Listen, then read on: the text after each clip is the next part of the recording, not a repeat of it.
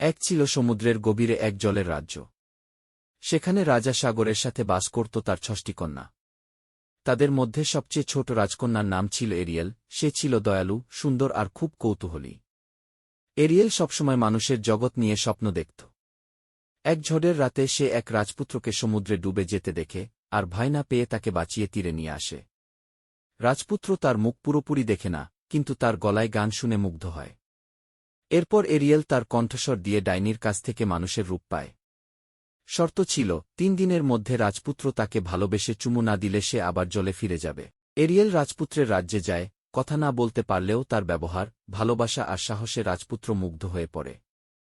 ৩য় দিনেই রাজপুত্র বুঝতে পারে, এই মেয়েটাই তাকে সেদিন বাঁচিয়েছিল।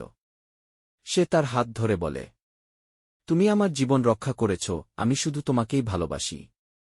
তার চুমুতে জাদু ভেঙে যায়, এরিয়েল আবার তার কণ্ঠ ফিরে পায়। সাগরের রাজাও তখন খুশি হয়ে তার মেয়েকে আশীর্বাদ করে। এরপর এরিয়েল আর রাজপুত্রের রাজকীয় বিয়ে হয়।